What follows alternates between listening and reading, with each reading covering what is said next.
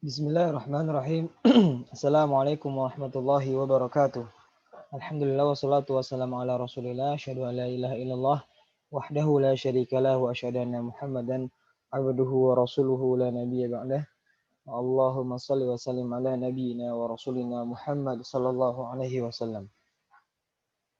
Teman-teman kelas 6 sekalian, semoga selalu sehat, semangat dan diberikan perlindungan kepada Allah Subhanahu wa taala. Eh, Teman-teman yang dirahmati Allah Subhanahu wa taala, kita lanjutkan kisah Abu Bakar radhiyallahu an. Ya, setelah yang pertama kita telah sebutkan keutamaan-keutamaan dari Abu Bakar As-Siddiq radhiyallahu an. Kali ini kita akan bahas sebuah kisah yang dimana disebutkan dalam surat An-Nur. Ya. Jadi kisah Abu Bakar, ini ayat ini turun ya, Allah turunkan untuk menyampaikan hal ini kepada Abu Bakar As-Siddiq gitu. Jadi di dalam surat An-Nur ayat 22. Jadi kisah ini terjadi ketika ada kalau kita lihat di surat An-Nur itu ada di ayat 11 bagaimana datang sebuah berita bohong besar gitu. Jadi disebutnya hadisul ifki. Ya, ada sebuah berita bohong yang dituduhkan kepada anak dari Abu Bakar As-Siddiq, yaitu adalah Aisyah radhiyallahu anha. Dan beliau juga termasuk, Aisyah ini adalah termasuk istri Rasulullah.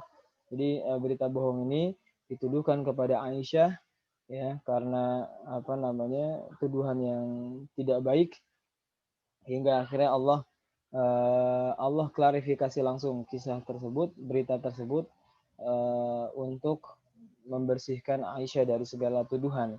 Ya, disebutkan dari ayat 11 sampai ayat berikutnya. Gitu. Nah, dalam hadisul ifki ini ternyata ada satu orang bernama Mistah bin As-Sasah. Gitu. Jadi ada seorang bernama Mistah ibnu As-Sasah. Ada yang menyebutkan bahwa ini adalah termasuk kerabat. Kerabat itu adalah saudara dekat yang masih ada jalur hubungan keturunan, gitu. Ada yang menyebutkan ini adalah anak bibinya Abu Bakar, gitu. Berarti sepupu ya, sepupuan dengan Abu Bakar. Nah, jadi dalam ayat 22 ini, gitu. Ini Allah menegur ya kepada Abu Bakar karena telah bersumpah untuk tidak memberikan bantuan kepada Mistah ibnu Asasah gitu, karena dia telah ikut campur atau ikut menyebarkan berita bohong kepada anaknya, seperti itu. Karena sebelum terjadinya hadis sulif ini, Abu Bakar termasuk orang yang selalu membantu kebutuhan dari Mistah ibnu Asasah gitu. Jadi karena Abu Bakar ini setiap harinya gitu, atau pokoknya sering memberikan bantuan kepada sepupunya gitu, karena sepupunya itu orang yang miskin gitu, tidak punya harta kecuali apa yang dia terima dari bantuan Abu Bakar As-Siddiq gitu. Jadi Mistah juga termasuk salah satu orang yang ikut berhijrah ya, kaum muhajirin ya, yang berhijrah dan berjihad di jalan Allah Subhanahu wa taala. Tetapi dikarenakan dengan kasus ini ya, ikut menyebarkan berita bohong hadisul ifki ini, Abu Bakar langsung bersumpah gitu. Bersumpah untuk tidak memberikannya lagi bantuan kepadanya gitu. Jadi Abu Bakar yang tadinya sangat dermawan, sangat baik, ketika diturunkan terjadinya berita hadisul ifki ini, berita bohong ini, dan Mistah ternyata sepupunya yang selalu dibantu itu ikut menyebarkan berita ini, maka Abu Bakar bersumpah untuk tidak memberikan bantuannya lagi. Makanya di ayat ke-22 disebutkan, wala ya'tali ulul fadli minkum wasa'ati ayyutu ulal qurba wal masakin wal muhajirin fi sabilillah. Dan janganlah orang-orang yang punya kelebihan dan kelapangan di antara kalian bersumpah bahwa mereka tidak akan memberikan bantuan kepada kerabatnya, orang-orang miskin dan orang-orang yang berhijrah di jalan Allah. Jadi ini adalah ayat untuk Abu Bakar gitu, karena Abu Bakar bersumpah untuk tidak memberikan bantuan lagi kepada Mistah ibnu Asasah. Jadi secara manusiawi memang Abu Bakar ini sangat kecewa gitu, sakit hati karena anaknya difitnah dan orang yang selama ini diberikan bantuan ya, ikut menyebarkan berita bohong tersebut gitu. Itu secara manusiawi Abu Bakar, sakit hati ya. Tapi, luar biasanya dari Abu Bakar adalah, dia mempunyai, jiwa yang begitu lapang, hati yang sangat, eee, legowo ya bahasa kitanya gitu. Lalu diperintahkan gitu, di ayat ini ketika Allah sebutkan janganlah bersumpah untuk tidak memberikan bantuan kepada kerabatnya dan orang-orang berhijrah gitu, mereka yang memiliki keluangan rezeki, kelapangan rezeki gitu. Apa perintahnya? Wal ya'fu wal yasfahu. Itu mohon maafkanlah dan berlapang dadalah. Ala tuhibbu ala tuhibbuna ayyaghfirullahu lakum wallahu ghafurur rahim. Apakah kalian tidak ingin bahwa Allah ingin mengampuni kalian gitu.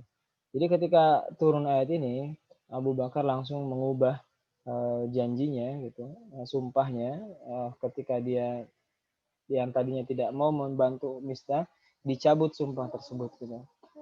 Ya. Jadi ketika Allah perintahkan suruh ampunilah dan berlapang dadalah gitu, dan Allah lanjutkan di ayat tersebut, ala tuhibbun ayyaghfirallahu lakum gitu. Apakah kalian tidak ingin bahwa Allah mengampuni kalian hingga akhir ayat itu?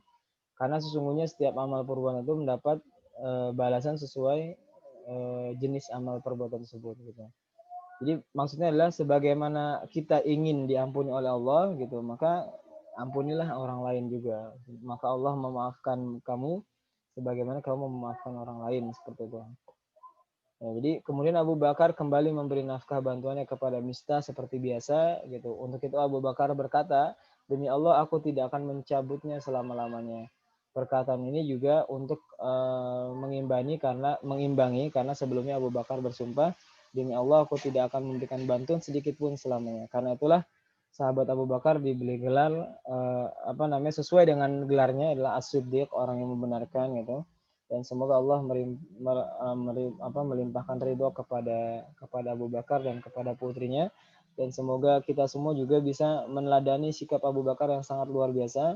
Dan poinnya di sini adalah selain kita memaafkan juga kita harus lapang dada gitu. Artinya memaafkan jangan dalam kondisi terpaksa, tapi maafkan dengan lapang dada gitu. Dan inilah luar biasanya Abu Bakar gitu, dengan mudahnya memaafkan seseorang gitu tanpa sakit hati kembali, dan bisa bahasa sekarang move on ya, bisa move on dengan kejadian yang telah menimpa kepada putrinya gitu, dan hal itu dilakukan oleh kerabat dekatnya gitu. Tapi Abu Bakar ketika ayat ini turun, Abu Bakar tidak peduli dengan hal itu ya, tidak peduli dengan kejadian fitnah tersebut, tuduhan tersebut, tapi Abu Bakar lebih mengedepankan